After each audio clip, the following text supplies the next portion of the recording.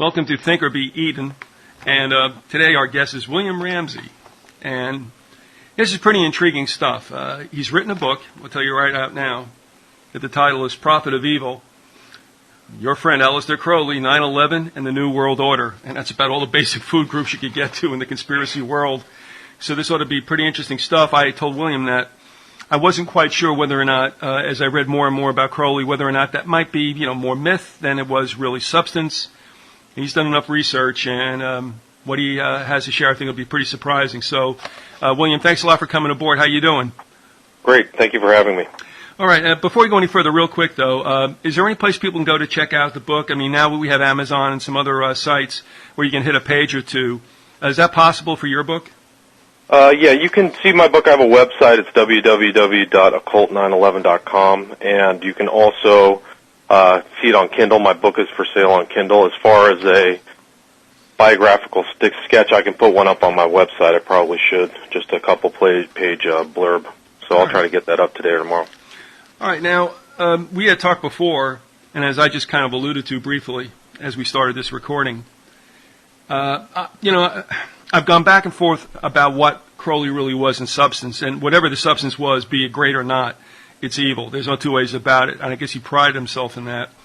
But when we were talking, I started to think that perhaps, though he gets lionized a lot, I think, by people who are very much of the occult stripe, he might have been the real deal, unfortunately. And do you feel like you want to share the research, or some of the research that you did on Crowley? Because I think your perspective is a new one, and one I'd like to hear from. Okay, well, I came to Crowley through 9/11. I was interested in 9/11. I kept seeing these numbers that were unfamiliar to me, and I just tried to understand them. So on the dates of September 11th, there was the 11s and 93, 77. I was trying to understand what their meaning was. I really had never really read in depth anything about the occult. I consider myself a Christian, so I had really no understanding of what all these numbers meant. And as I researched them, and there were other people out there who have discussed the 11s and 77, and I really was led back to Crowley. So once I did all my research, I really felt that it was Crowley who had an influence after reading and understanding him, and he was a very complex character, and some people, you see one facet of his character, and the occultists see another, and Christians see another. So once I understood him, I realized that his views suffused the entire 20th century. There were so many people that were related to and connected to him of import that he was an important subject. And so I tried to look at him without whitewashing him. I don't have any connections to the occult, so I read most of the biographies. I read most of what he read, which I could get through. And he was a self-stated literateur. He said he was addicted to reading and writing. He probably wrote thousands of documents based on, all of his interests, which were drama. Let's see what else. He wrote poetry. He wrote books on the occult. So he wrote an 800-page biography called Confessions, which revealed a lot about his character. So I'm just curious, William, with his writing. I just, if you don't mind my asking, and don't let me take you away from the mainstream here, but I'm curious. I guess there was some kind of I won't say propinquity, because I don't know that they were all that fond of each other, but he and Yeats, I guess you could call them contemporaries, couldn't you? Yes, for sure, and they knew each other. They were in the same magical organization, the Golden Dawn. They related to each other.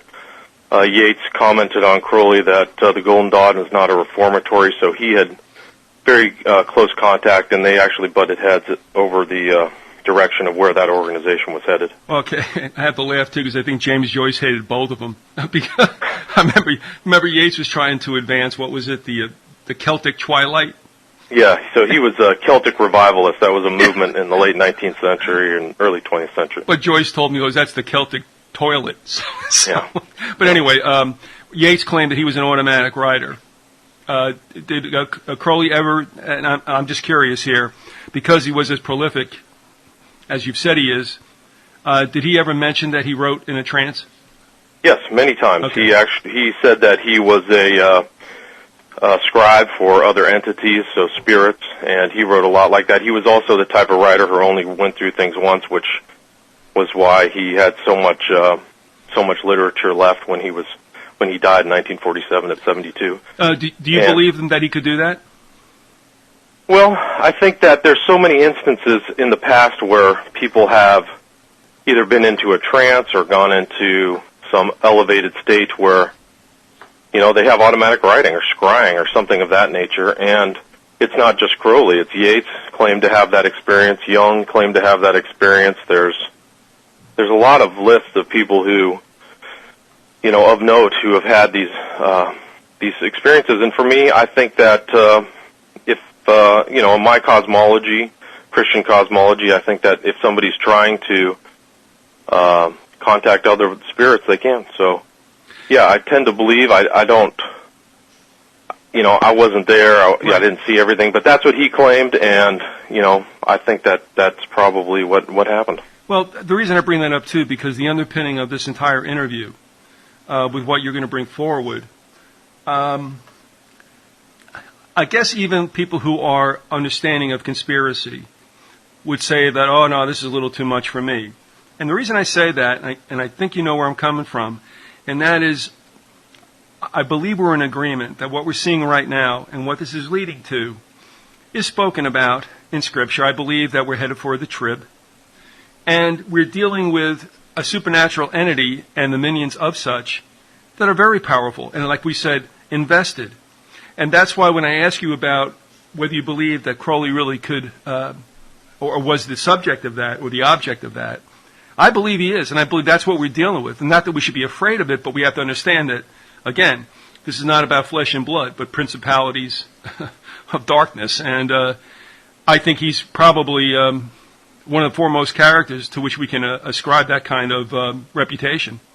Agreed. And he thought of himself as, the chief of staff to the devil, literally. And he acted like it. His whole life was dedicated to that. He really never worked a real job in any common sense of the meaning. He was an heir to a sizable fortune that was estimated to be about $20 million in today's terms. And he dedicated his whole life to just write, read. He was part of almost every occult group that he could be allowed into. And he really walked the walk. Once you read his stuff, you realize that this wasn't a guy who was joking around. He really believed in the devil, and he really dedicated his life to his service, in my opinion. Real quickly, one thing that always struck me when I did some research on a little paper I was doing in my junior year, I have no idea why I did this, except I always picked characters that looked probably like they were interesting. And it was for an English class and a history class, and I picked Aaron Burr because I considered him somewhat of a dark figure in our history. And there were reports that when he went to Princeton, one night, and of course this could be all urban legend, circa 17-something or other, but he threw back the shutters on his window, and someone heard him bid God goodbye. Okay, now this is in his college days. The reason I say it is that with Crowley and what you found out about him, I mean, usually nobody comes out of the womb wanting to be a demon. Is there a break point at which you decided this is the way I'm going? That's a good question. There was. I think that he grew up in a subsect of the Christian faith called the Plymouth Brethren, and he was actually part of a subsect of that faith which is called the Exclusive Brethren. So he had a very rigid home life. His father was also a very wealthy man. He spent most of his time pamphleteering through England and taking Crowley along his side. Crowley was only allowed to read the Bible, not any other type of literature. He was kept in that sect environment where he could not relate with other kids. They were only he was only allowed to play with other people of the Plymouth Brethren. And he was also kind of the victim of the English Christian school system. He was brutalized at his schools. He was beaten, whipped. He had a 6-month punishment that almost killed him. So for him, he was tormented by these experiences that he thought were stifling to him. And this was generated by a Christian community. Correct. I mean, I think that's basically it. He said, he said that he went over to Satan's side. Like one of his quotes is, "I was not content to believe in a personal devil and serve him in the ordinary sense of the word. I wanted to get hold of him personally and become his chief of staff." And this was after, experiencing all of these kind of dark experiences with his school system and his parents. Like he said, he quotes on one experience, he said, "I remember one licking I got on the legs because flogging elsewhere is inappropriate. 15 minutes of prayer I got, 15 strokes of the cane, 15 minutes of prayer, 15 more strokes, and more prayer on top of that." So, he was brutalized when he was younger, and that kind of turned him over. I think that shaped his experience, where he really wanted to move away from that, and he had kind of like, "I'm going off to college," the classic "I'm going off to college" experience, where he went to Cambridge, one of the best schools in England at the time, and he abandoned everything he knew before. But he had a almost perfect knowledge of the Bible, so this wasn't somebody who veered off in that direction, ignorantly. What was the? Did you get any kind of take on the Plymouth Brethren? I mean, there are a lot of groups that call themselves Christian, and some of them supposedly are, but get to an ascetic level or some kind of bizarre behavior. I mean, obviously, the Christian faith is about correction, but it's about restoration. And, beating the snot out of somebody is probably not what Jesus wanted. Right. Do you what is the bottom line with the Plymouth Brethren? Have you ever come down to whether or not they were for real or they were just a misguided group that got a little crazy? Well, I think that the original founder, his name was John Nelson Darby, was a aristocratic and intellectual person, and he, I think, had his own. He was an evangelist who kind of went through Crowley's area, and I think that he was authentic, but the followers kind of, went their own way and degraded it. But he believed that the Bible is the Word of God, so he was really a fundamentalist. So, I mean, from right there, that might be an indication of,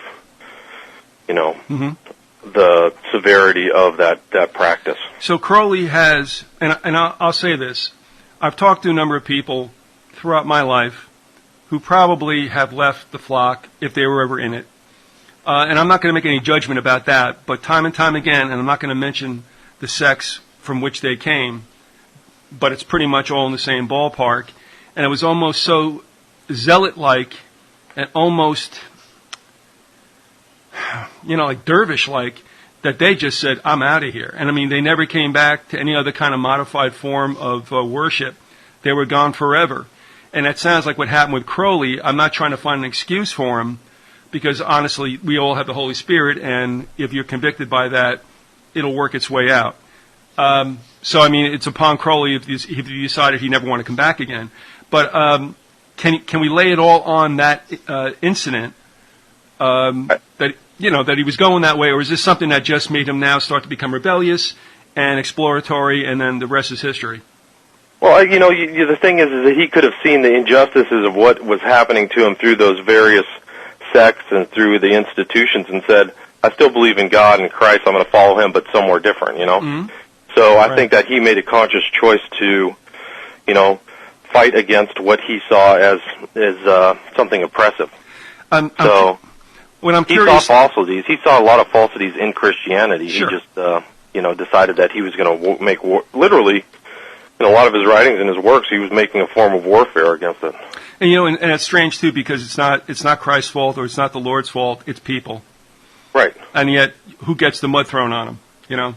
And we see that to this day. Of course, that's raging now with some of the people who represent themselves as Christians in some very, very critical areas about warring.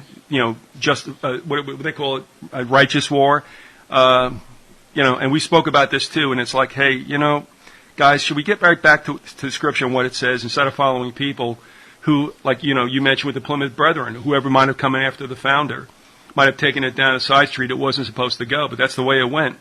And of course, Crowley was exposed to that. But was there ever a moment that he wrote about, like I said with Burr, or like you read, and I don't think this is necessarily fiction, by the way, if you understand what I'm saying, the famous tale that lives on, Dr. Faustus, right, where he makes a deal as well. Was there a time where Crowley had that kind of black epiphany? Yes, he did. He had a spiritual event while he was in what he termed a spiritual event while he was in Cambridge. He said that he had awakened to the knowledge and he possessed a magical means of becoming conscious of and satisfying a part of his nature, which had concealed itself. And he had said during that spiritual turning that the forces of good were those which had constantly oppressed me. I saw them daily destroying the happiness of my fellow men. Since, therefore, it was my business to explore the spiritual world, my first step must be to get into personal communication with the devil. So that happened very young, like when he was 22. Mm-hmm. And that's according to, his own writing. But, so I think that he had a kind of, crossroad experience, and he said, I'm going the left-hand path. I had done some research for a class I had back in, I guess it was 72. It was for a speech. And again, like I said, whenever I try to write something or do something, I was so very much, I guess you could say, self-effaced about having no talent. I figured if I could get a topic that was interesting, well, heck, if I stunk, at least they'd like the topic, So in 72, I was doing research on Satan worship. But I was shocked at that time at how much was going on. Now, that may have always been happening, but I never knew because I never stuck my nose in that direction.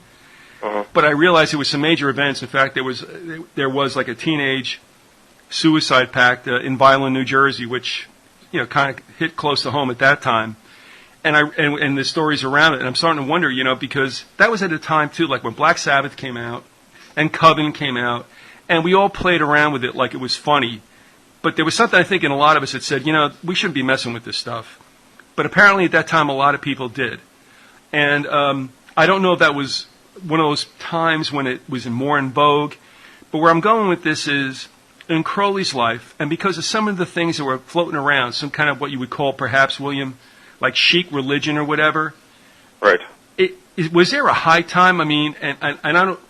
I know there's a tie there with Theosophy and Blavatsky, but are we looking at a period in which Crowley lived also, where this is almost like not only a chic thing to do, but gaining strength amongst probably the aristocrats and the literati? Yes, I would definitely say so. I think that there were times when the interest in kind of spiritualism in general ebbed and swelled. So right before the 20th century, in the late 19th century in England and France, there was a massive upswing in what would be called spiritualism. So all these different figures were popping up. Blavatsky, there was the Golden Dawn, there was Masonry was always around. So there was an interest in contact with other entities. This was all taking place. And then it seems like after World War I, everybody just didn't want to have anything to do with the dark-sided elements of that culture. So it ebbed down and then swelled back up again before World War II and ebbed down again. So, yeah, there was a time for sure. And he had the advantages of being a very rich person at the time, at the height of the British Empire, when the sun never set on the British Empire. Mm-hmm. And he had all the benefits of a person who was an heir to large fortune. So he indulged in almost all of that kind of spiritual. He said he was white hot on 3 points. He was interested in poetry, climbing, and magic. So he claimed himself to stay up all night reading every book he could get. His favorite writer was Eliphas Levi, whose real name was Louis Alphonse Constant. He was a French magician, and he had some very dense, learned tomes or grimoires that, he read all the time. So he was definitely a man of his time, and that interest wasn't something that was, uncommon. It was very common throughout all the literature of that time, this kind of spiritualism and the interest in new ideas. And, Theosophy was really at its heyday with Blavatsky, and, her books and influence spanned both England, Europe, and the United States. So, all right, yeah, he was a part of that movement for sure.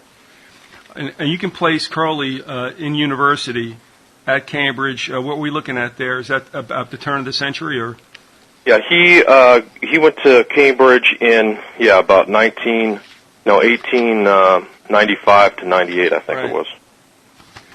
So he was right there. He was going to school with the upper class. I think he said, I was going to school with a more or less privileged set of parasites.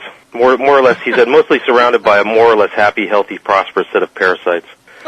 So, he was one of them. He was in school, and the thing is he had the influence of all these other noted people. He was at Trinity College at Cambridge, where Francis Bacon, Isaac Newton, Russell, and Darwin had all studied. So he saw himself among the elite.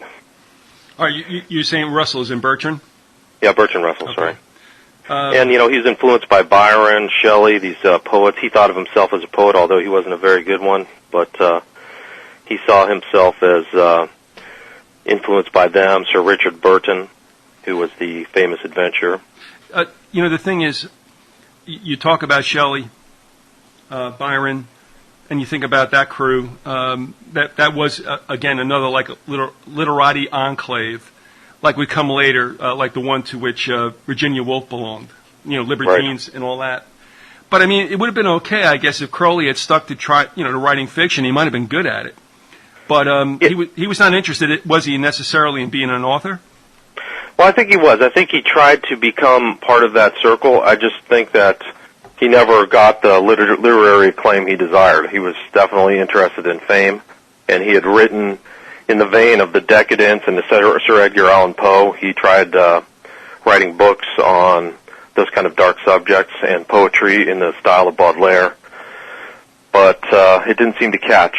He wasn't as popular as they were. I don't think he really wasn't a Class A poet. He was a Class B. He didn't rewrite any of his works.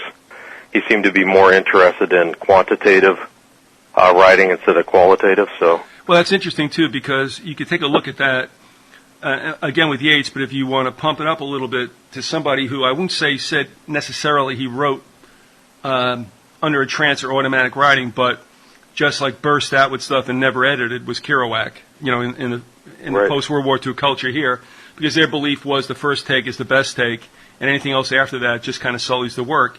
Also, if you can get away with it, that's great, because who the heck likes to edit? I mean, you had to go through that also. And let me just ask you real quickly regarding the mechanics of writing. Was this the first book that you attempted? Yes, this is the first book I've written. And after the original writing, may I ask you, did you go through a number of rewrites or anything like that? Oh, tons, yeah. At least 10. I mean, I've gone through multiple rewrites. I've had people read it and give me their advice. I did a lot of editorial stuff myself. I know that this subject was difficult. I really pretty much didn't head towards any major publishing house with the material. Mm-hmm. And the book really reads kind of more as a research paper, a long research paper, as opposed to, it's a non-fictional narrative, but I put 500 footnotes on there just so that people would see that I'm not drawing this information out of the blue, right, that they can easily reference it. Well, what's good about that, too, William, also, and I'm glad you did that, because two of my favorite guys that have written, that I guess you can call are out there in the alternative patriot area, didn't do it. Indexing and footnoting and bibliography sometimes can be very, very burdensome, but what's lost when that happens is that you don't have other resources that one can go to, not necessarily to check on you, but if they want to go deeper, then they have these books to follow, and I think that's a great resource to have, and it makes one's work, in your case also, a reference work as well, and I think that's a great idea. So, but again, I mean, this is shall we say, it's the unattractive part of writing that everybody forgets about. Yeah, there's definitely some sweat and tears there. It's a tough subject too. Crowley's not exactly the uplifting writer, and he was a voluminous writer, so you had to parse through quite a bit of his stuff to really kind of find what he was getting at and some of the deeper things. And I'm not interested in magic or anything like that, mm-hmm. but reading through it, then I realized how many people who talk about Crowley whitewash him. He's really been a figure who his followers, only say about 50% of what the real information is. I was going to ask you. And they never really talk about the Satanism. It's just all about magic and self-growth and things of that nature. Well, not well stated, but inherent in my email to you, because you talked about Crowley. I had no idea, who you were or what was going on. I was like, all right, what is this going to be about? Because I learned my lesson in years gone by about having people on who I thought were egalitarian. They might have been, but they basically like the dark side. And as I told you, they would probably uphold Crowley or think that's really good stuff. And I wanted to separate myself from them. When you came along, I'm like, boy, do I want to get back into this again? And that's why I wanted to find out where you were coming from. But knowing now where you're at, I would have to say, putting myself in your shoes, when you went into that kind of subject matter, I think about Nietzsche saying, when you look long in the abyss looks long in you. Is there ever a time, when you turn around and look at your wife or significant people around you and say, man, I got to take a week off because this stuff is really sullying my soul? Did that ever happen? Yes, absolutely. I mean, it's you get a little psychosomatic problems. You don't sleep as well, and you go, oh my God. And also, because Crowley, once I learned about Crowley, so much of our 20th century culture was open to me in new facets that I hadn't seen before. Once I understood the relevance of 93, 77, and its attachment to other notable figures, and what Crowley started a religion, and what his religion has clearly had an influence. It was a little mind blowing. I mean, I was like, wow, this is amazing, and that's really what impelled me to write the book. Is I think people should know this about how many people really these false prophets or people that we would assume cultists really were occultists. They were followers of Crowley or influenced by Crowley, like Timothy Leary, L. Ron Hubbard, and a wide variety of musical and cinematic notable figures. So I would say, yeah, it had an effect upon me. It still does. But I think that when you put the light to it, it exposes so much darkness that it's like, okay, so this is really the story. So it confirms the Christian cosmology. Mm-hmm. It shows that evil does exist, that there is a good and bad way to live life, and all of the leaven of Crowley should be rejected in toto. It's awful, evil, and he left a wide swath of pain, misery, and destruction in his wake. Quick question, just curiosity, kind of like a footnote thing. Did Crowley ever cite Albert Pike or anything? He knew a lot about Masonry. He tried to actually redraft the entire Masonic 33rd degrees. He tried to get rid of what he thought were inane and words and historical elements that were not germane or not actually correct. But the Masons really didn't want to go for it. But as far as like direct quotes of Pike, I didn't see any, but there were other notable figures, John Yarker and a lot of the important Masons around the turn of the century. But the other occultists were really, and this is a generality, all the occultists, whether Masons, Theosophists, OTO, were all very leery of Crowley. He was just so dangerous that none of them really wanted to have too much to do with him. When you say dangerous, how so? I mean, obviously physically, or that he was very dominant spiritually? I think he was a dominant spirit. Every occult organization he ever wanted to get in relation to, he either tried to rewrite all their doctrines and take it over, or create some form of dissension. So, for example, the Golden Dawn was largely turned defunct because of his machinations within the group. So that split it apart. They had to reform after he left. The OTO, he immediately started rewriting all of their rituals. And the OTO originally was a German occult organization, but he rewrote all their rituals and took it over in 1925. So I think initially, according to what I read, the OTO members back then were appalled that somebody would just become a member and then say, oh, I'm going to rewrite the whole thing. And he put in all of his documentation. He had amassed his own occult writings, and then he systematized them in whatever organization he went into, whether it was the AA, which was his own magical organization, or the OTO. So they were like, I think my understanding is they were surprised to see all this new information inserted into their into the OTO. So yeah, he was always a dominant personality in any environment. He was usually the boss. He never allowed anybody to take over or get in the way of his being the head of anything, really. Did anybody ever challenge him in any kind of famous nose-to-nose that's, and said, look, this is not what we're about, or we don't want you around here? Did you come across anywhere where he was opposed? Well, on an individual level and on a larger national level, he was barred from Oxford and Cambridge. He wasn't allowed to go there and try to proselytize or find followers. He was kicked out of France and Italy. He claimed he was constantly surveilled his whole, adult life, whatever country he was in. And there were followers who would butt heads with him for sure. There was one who some people might know, Preston Sturges, was a famous director, and his mother fell in with Crowley, and he actually butted heads with him. I think Crowley called this future director like a little brat, and Preston Sturges wrote in his memoirs that, let me find a quote. He basically said that, the guy was dangerous. We were lucky to get away from with our lives.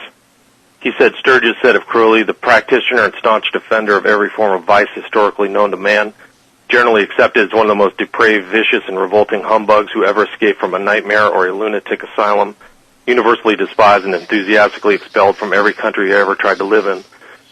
Mr. Crowley, nevertheless, was considered by my mother to be not only the epitome of charm and good manners, but also the possessor of one of the very few genius-bathed brains she had been privileged to observe at work during her entire lifetime. So, he and Sturges did butt heads, and I think Sturges said something about him that, said something like, if it wasn't, if I was older, I would have killed him or something like that, basically. That'll do it. Yeah, so, all right. But also, you said something. I was going to make a wisecrack, so I'll do it now. And you said that the group was begun in Germany, and I was going to say, like, why should they be any different? Did it strike you at all? I know this isn't at the core of what you were doing, but the Brits and the Germans have bloodlines together. They go back a long way. I mean, they're separated by one gene or something. But boy, oh boy, the occult organizations, or at least questionable organizations, seem to flow out of Germany. Did you come upon that at all? Not that you needed to opine on this, but and if you wish to, whether it was through your research or not, does it not strike you interestingly that a lot of stuff, you look at the beginning of Harvard Skull and Bones comes from there, the Thule Society, all this stuff, and even the Rosicrucians, the center of Rosicrucianism in the United States is Quakersville, Pennsylvania, and they make it clear we're the German Rosicrucians, and we're not part of those guys out there by you in Santa Cruz or wherever they are. Go ahead, William. Did you have any idea about that, or? Well, I didn't see a lot. I definitely saw that the Germans were there was a heavy occult manifestation in Germany, and Crowley was part of that. He traveled there frequently. He was there in the Weimar Republic in the early 30s, and he thought of himself as a strange word, an Esdras of the Illuminati, or a defender of the Illuminati, which is, Weishaupt's group. So these guys incorporated a lot of the thoughts from occultists everywhere else, although there may not have been a direct line between Weishaupt and Crowley. He knew of what they were about, so he incorporated their ideas, and I think he spent his life doing the occult, so he was intimately aware of what the kind of occult environment was all over the world. And curiously, one last question about some of these occult groups that were birthed out of Germany, as far as we know, and that would also be the Rosicrucians. Just within the research you did on Crowley, did he have any take on the Rosicrucians or give them any kind of ranking in kind of like the pyramid of occult groups? Well, I don't think he did. I think that the Golden Dawn was a Rosicrucian society. That was its original. It was also called an irregular masonry, but they had a lot of their ideas from Rosicrucianism. Mm-hmm. They had some of their rituals were like the burying and reliving of Christian Rosenkreuz, and so they drew heavily. So, it's all part of that occult current, and he knew the head of the Amorc, which is the ancient mysterious order of the Rosy Cross in the United States. His name was, which escapes me now, but he had met him and said he was a good man, which in Crowley's perverse view of the world, good is evil, evil's good. So he wrote of the head of the Rosicrucians in the United States as a guy who was using magic to make money. And he did. The guy really did make money in San Jose. They have a full city block there, huge Egyptian museum that they, that's right. Ride poor, gullible high school students and middle school students through daily, and you can see the school buses in front of there. William, did you ever go up there, by the way? San Jose? Yeah, to go see that place? Oh, yeah, I've been in there. I've been in there many times. I was one of the suckers who was taken there when I was in high school. So, I mean, I grew up in Northern California. I live in Los Angeles now. But, yeah, I mean, it's prevalent. It's a nice place. You see all the obelisks and, you know, the temples, and there's a Sir Francis Bacon library, and there's an Egyptian museum with authentic Egyptian relics, and there's a big picture. I wish I could remember the guy who started its name, but I can't offhand. What's interesting is we have somebody who listens and kind of contributes to this show, Liam from the UK, and we've gone back and forth about a bunch of things, and I pretty much trust his take. But one of the things he said to me, and I think that's starting to make more sense to me, is that the Rosicrucians, I believe, are older than the Masons. Not sure about that, but I think so. However, their original writings go back to like the 16th and 15th century. All right. So I don't know whether that predates Masonry or not, but it's a long time ago. But he said over there, and I'm starting to think that this might be the case. Like a lot of people who are in the conspiratorial, alternative, you know, historical information area understand Freemasonry and understand some of the occult symbolism that it embraces. That doesn't make every Mason a bad guy, but if you go up high enough, you start to wonder, like, this is kind of interesting when you get to the 30s in the Scottish Rite, where you go higher, you know, in the Royal, what was that, the York Rite, rather, excuse me. But I'm wondering now if they more or less are being held out there to be the pinatas, if you will, where it's always been the Rosicrucians who were, I guess we consider themselves more powerful, more intellectual, imbued better financially, and that they're the real shakers, and they let the Masons take it in the chops. Not that you should have any opinion on that necessarily, but I'm just throwing that out there. And you know, does that resonate with you at all? Or yeah, well, I think it's a good point. I think people, you know, when they watch the events, they're talking about the Masons. They think the Masons have an influence, and I think they do in kind of shaping the world as far as an occult. I mean, Crowley derided them as a bunch of, you know, drunkards who engaged in financial fraud or financial fixes. So he had a kind of a he had a very arrogant view of their whole practices, but he was far more hardcore than they were. So, but you know, if you look at the events of 9/11, which I'll after we talk about Crowley, I mean, it's all Crowley's numbers. So people are sitting around talking about, oh, it's the Masons of doing this, but 11, 93, 77, and 175 are really non-Masonic numbers. Right. So, you know, interesting you should say that, and of course we'll talk about that later without a doubt, because that should not be overlooked. But we're about almost 40 minutes after the hour, but we're talking with William Ramsey. The book is Prophet of Evil, Aleister Crowley, 9/11, and the New World Order. Again, how many? Do you have other versions of this book? Do you have it online? Do you have it ebook? What are all the possibilities with regard to how people can have your work? Well, that's a good question. I decided to, put it on Kindle. I'm trying to get it on iBooks, which is for the iPad, and I put it on Lulu I think Apple requires you to put it on one of these kind of like self-publishing websites so that it can be formatted into the EPUB format and then inserted into the Apple system. So it's there. It's waiting to go into iBooks, and then I sell it on my website. I can sell it to you in PDF. I can just ship it out right away, and also a hardbound. It's really a softbound cover. There's about 80 pictures, and I try to keep it short. I really didn't want to. I could have written a 400-page or 500-page, monstrosity, but I really just wanted to get all of the, salient points of Crowley and show that there's a continuum from him straight through kind of our modern culture to the events of 9/11 and the New World Order. So I tried to do that in a readable, digestible book. I didn't, really want to get too detailed. No, and I'll tell you, somebody whom was close to me wrote a 1,600-page book on CD. I don't know. That's kind of tough. I think we'd have been better off if one had known that you were going to go this long to at least break it up in volumes to do something, because Everybody loves electronics, and that's great. But I tell you what, if you can't bring a 1,600-page book with you and do with it what you will when you want to, you cannot sit at the computer, I don't think, and just bear down on that. It's great. It's actually, as a writer, I think it's actually harder to write a shorter book in some ways than it is a longer, because in a longer one, you just throw everything up against the wall and you got a book, But a shorter one, you have to kind of distill. You've got to make your points. You have to make sure it's tight, readable. So, 200 pages to some people is long, but for me, that was just the number that I was stuck with. I really wanted to keep it at that, something that people could read in 2 or 3 days, hopefully, and digest the information, not just like War and Peace, where by the time you're at the end of the book, you don't even know how it started. Here's your phone book. It's War and Peace. Have a good time. Yeah. Well, let me ask you, because I think I know the answer to this, but I'd like to hear you.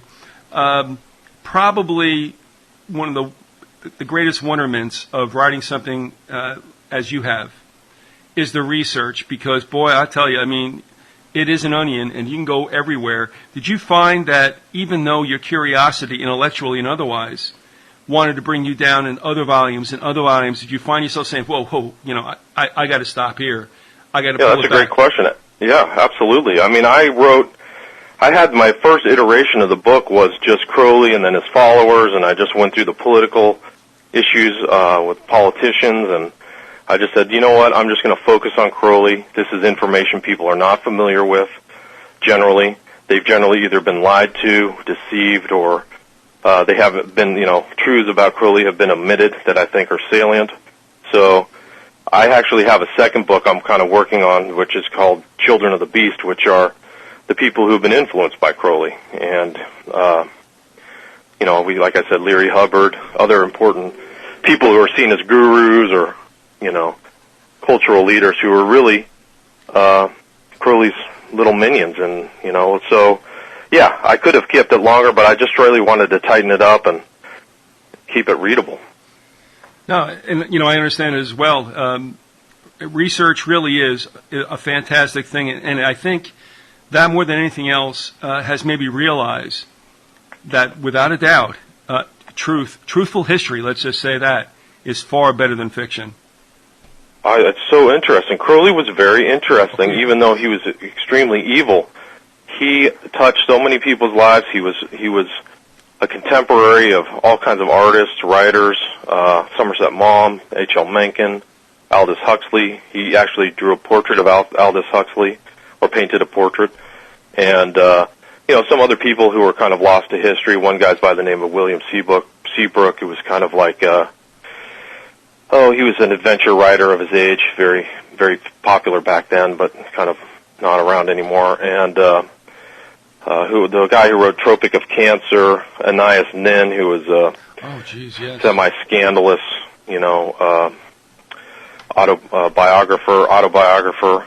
So they all knew him, and I think that's pretty fascinating for me. Is like my understanding of Crowley was very, puddle deep. I just had this. Okay, this is an occultist.